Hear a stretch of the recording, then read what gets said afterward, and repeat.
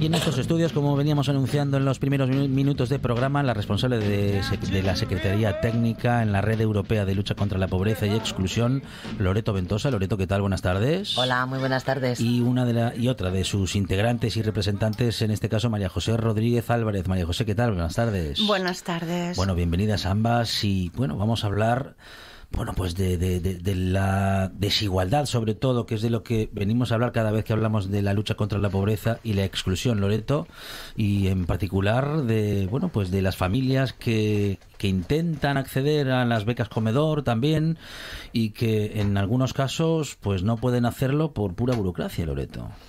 Pues sí, en este caso es un poco lo que ha pasado, que pues a principios de agosto empezaron a detectarse algún caso de familias que se habían quedado fuera de las becas comedor por una pequeña coletilla que había en las bases, ¿no? Coletilla tan facilona como no subsanable.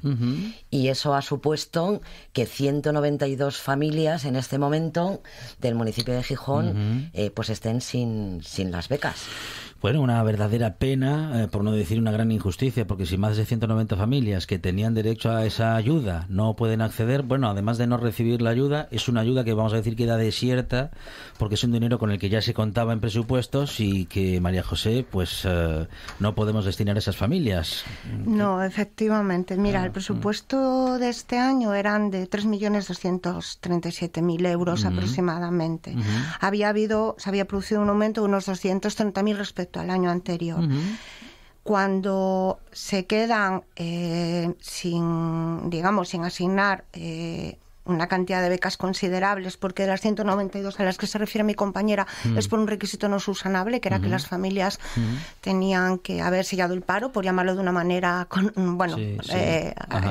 que entendible para todo el mundo. Tenían que estar dadas de alta como demandantes de empleo. Y no, en estos casos algunos no, era cualquier miembro de la unidad de convivencia que fuera adulto, pero se quedaron sin ejecutar unos 520.775 euros, con lo cual nosotros en un primer momento lo que tratamos era de plantear la posibilidad de poder resolver esto de alguna manera, porque evidentemente el gasto asignado no se había ejecutado, con lo cual nos parecía que quizá que muchas veces cuando estás solicitándolo a la administración, si bien es cierto que te dicen, oye, no hay presupuesto, lo vamos a contemplar de cara al año que viene, en este caso se había quedado dinero sin ejecutar, con lo cual en un primer momento, digamos que desde las organizaciones un poco del tercer sector considerábamos que sí era posible no resolverlo. ¿Hay manera administrativa de resolverlo o ahora esto queda como está? Bueno, ya veremos. A ver, sí que es verdad que tenemos el compromiso por parte del Ayuntamiento de Gijón de revisar las bases y subsanar esto de cara al año que viene. Pero claro, ¿qué pasa? ¿Y este año qué? Este año, claro, ¿no? Claro. Con todas esas familias en las que o directamente no pueden asumir ese coste o va a significar, una dificultad enorme. Entonces sí que creemos que hay fórmulas. Pues una de ellas, que es lo que nosotros le solicitamos al ayuntamiento, que es una convocatoria extraordinaria y con carácter de urgencia para no solamente para estas familias, sino para cualquier ciudadano o ciudadana de Gijón. Y en todo caso, nosotros esto siempre lo tenemos muy claro. Desde APN vamos con un marcado carácter propositivo. Siempre que haya que sentarse a mirar a ver pues cómo podemos hacer, cómo podemos luchar por erradicar estos focos de pobreza y cómo podemos ayudar a las personas en situación de mayor vulnerabilidad, nos van a encontrar siempre en el otro extremo. Siempre vamos a estar ahí, ¿no? Y María José, también el poder observar que para próximas convocatorias, digamos que diría yo, que las condiciones ¿qué diría yo? Iba a decir que no escondan condiciones. No, seguro que no había nada escondido, pero no, claro. Pero cosas que se puedan cumplir o que las familias que tienen que acceder a esas ayudas puedan cumplir. Y claro, que una cuestión burocrática sea subsanable sobre todo esto, ¿no? Porque eso es un poco muchas veces. ¿Qué cosas no son subsanables? ¿Qué cosas no puedo yo tener 10 días para arreglar si cometí un error y si se me olvidó un papel? Es que sobre todo porque vamos a ver, aquí quienes realmente salen perjudicados son los menores. Eso es. Entonces, pues si defendemos a los menores y los derechos de la infancia, estamos penalizando algo que no tiene nada que ver con ellos, que son situaciones administrativas de sus padres. Sí, ¿no? sí. Entonces, pues bueno, que no se nos olvide. Claro. Y hay que poner el foco donde está. Porque es fenomenal que la ley sea garantista, y eso está muy bien, pero tienen que ser unas garantías que justamente ayuden para el bien común y no todo lo contrario, ¿no? Es decir, que no sea más importante el cumplimiento estricto de la ley y de la normativa por encima del bien común, ¿no? Claro, en relación a las becas de comedor o todo este tipo de ayudas, ya lleva habiendo recomendaciones desde el Consejo de Europa, las organizaciones que trabajan en la infancia, de que las becas, lo que es la beca de comedor o el acceso al comedor escolar desde un punto de vista más amplio, es que es un espacio muy normalizador en la infancia, quiero decir. Claro. Todo lo que traspasa el espacio educativo, es decir, todo es aprendizaje. Y como tal, de alguna manera, se considera que el derecho a la beca de comedor debería ser casi un derecho subjetivo, ni sujeto a presupuesto. Es decir, cualquier menor cuya familia esté en una situación de vulnerabilidad social y económica, que luego ahí se van marcando los patrones, porque otra de las cosas que también se observa es que a veces se dan agravios comparativos, porque cada ayuntamiento y a veces cada comunidad autónoma, ya si hablamos a nivel estatal, tiene criterios distintos, procedimientos de asignación distintos y demás, y la infancia es la infancia. Por eso nosotros muchas veces, o sea, lo que se lleva promoviendo es que la beca de comedor, en primer lugar, sea considerado como un derecho subjetivo. Es decir, no puede haber un presupuesto. Si tantos menores en un momento dado, quiero decir, y esto es hasta cierto punto relativamente, no digo fácil, pero es previsible. Están datos sobre pobreza que tiene la AROPE, tú puedes tirar de listados de años anteriores y quizá, igual es una fórmula, pues, igual nosotros somos muy ingenuos desde que trabajamos, pero igual lo que había que hacer era renovaciones automáticas como las que te hacen con los contratos de luz y de gas y a lo largo del año ir viendo si se pueden detectar irregularidades por haber situaciones cambiantes.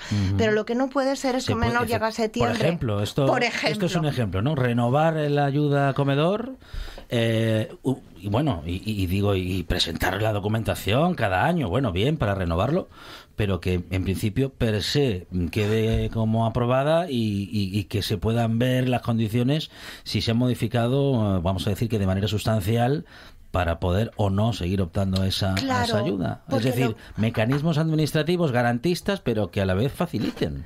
Claro, porque ¿qué ocurrió? Que normalmente, además, siempre lo decimos, además desde un punto de vista muy sincero, es que, de hecho, es que los requisitos, es decir, digamos que los documentos, las bases, eran prácticamente iguales, salvo que en ese punto ponía que cuando tú, si a lo mejor tu padre o tu madre había sellado el paro, pues lo sellabas y subsanabas, pero este año no era subsanable. Y esa fue la situación que generó respecto a los 192 chavales.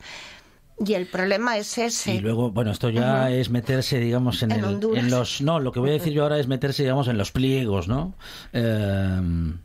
Pero hay situaciones de vulnerabilidad y de necesidad para necesitar acceder a una beca de comedor de personas con trabajo, ¿no? De personas ocupadas. Quiero decir, no hará falta que en un hogar haya una persona... Lamentablemente, digo, a día de hoy, en los hogares tenemos pues a todos sus integrantes trabajando y aún así no llegamos a fin de mes.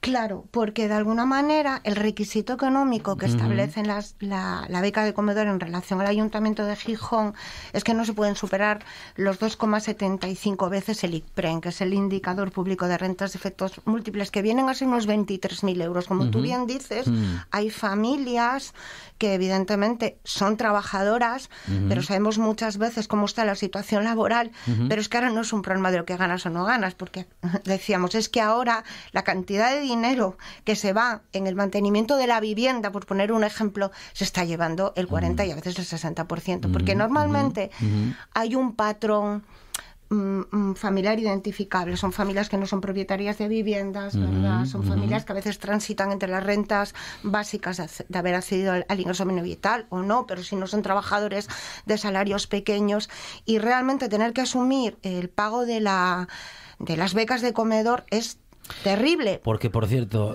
¿en cuánto está ahora una tarifa de comedor? ¿En 70 y pico, 80 euros Sí, aproximadamente, ¿no? Sí, efectivamente. Que es un dinero. Es un dinero. Aparte que es una medida también conciliadora. Es una medida conciliadora. Es decir, las becas de comedor decimos que es que son mucho más allá de lo que es ofrecer al menos una comida al día equilibrada, donde se sabe que hay familias que no lo pueden hacer. Es que son muchas cosas. Facilita la conciliación.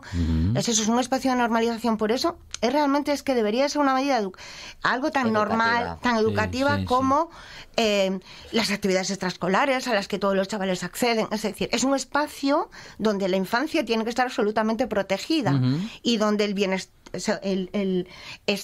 su derecho está por encima de cualquier cosa. Bueno, habrá que revisar, ¿no? Estas condiciones, habrá que trabajar para próximas ediciones. En todo caso, Loreto, tenemos algunos datos, ¿no? Con un mapa que nos dibuja que las desigualdades siguen creciendo, que las dificultades para las familias, en España en general y en Asturias en particular, son cada vez mayores. Y que nos cuesta todo, nos cuesta llegar a fin de mes, nos cuesta cada vez más la vivienda. Nos cuesta la vivienda, alquiler, llegar a fin de mes. Cualquiera sea la condición, ¿no? Nos cuesta el poder sustituir pues muebles que estén viejos o que se hayan roto, el cambiar la ropa. Es decir, estamos viendo que, acaba de salir ahora el día 17 de octubre, que ha sido el Día Internacional de Erradicación de la Pobreza, los datos sobre el informe de la pobreza en el Estado español y las comunidades autónomas, que, por cierto, están en la página web.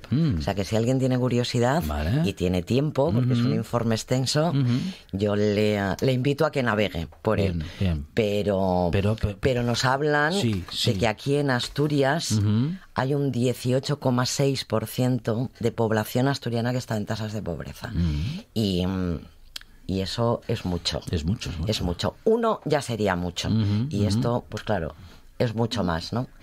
Y también yo sí quería, si me dejas, poner el foco que a pesar de todos los problemas que vamos teniendo, a pesar de las dificultades, yo también quiero poner el foco y quiero poner en valor la solidaridad asturiana, porque hay pues un pequeño link en el que la gente puede inscribirse para apoyar esta iniciativa. Hemos tenido que ampliarlo porque así nos lo han pedido. Hasta el día 30 va a estar activo, y tengo que decir que en estos últimos 5 días pues tenemos 400 firmas, 18 de AMPAs, y luego tenemos otras como unas 10 o 15 de otras organizaciones tan diversas y tan dispares. Lo digo porque esta, curiosamente, a mí me ha chocado, ¿no? Como la Asociación de Neuropsiquiatría de España, por ejemplo, ¿no? O la universidad. Es decir, que sí que es verdad, pues que somos una ciudadanía comprometida y que esto que se dice que somos individualistas, puede, pero desde luego sí que... Pero no todo el tiempo, no en todas partes. Exactamente. Y con algunas causas sí que nos involucramos, o que se involucra la sociedad en su conjunto. ¿Cómo accedemos a ese enlace para poder, para poder apoyar esta causa? ¿Cómo lo podemos hacer? Bueno, digamos que desde las entidades lo fuimos un poco difundiendo temas, pero está en la página web de la EAPN. Página web, sí. Vale. Muy bien. De la EAPN, que es la Red Europea de Lucha contra la Pobreza y la Exclusión, de quienes hemos tenido justamente su representación con la responsable de la Secretaría Técnica, Loreto Ventosa, y otra de sus integrantes, María José Rodríguez Álvarez. Ojalá que esto de la beca comedor pues encuentre su manera de de encontrar el modo de arreglarse este año. Ojalá, alguna forma seguro que se encuentra, y que esperemos que en el futuro no sea la burocracia, o algunas normas que se pueden adaptar a las situaciones las que dejen a los niños sin beca comedor y a las familias sin el acceso a algo tan importante, como bien mencionaba hace un momento María José Rodríguez. Muchísimas gracias, Loreto Ventosa. Muchas gracias. A vosotros. Muchas gracias por invitarnos. Chao. En toda Asturias, RPA, la radio autonómica.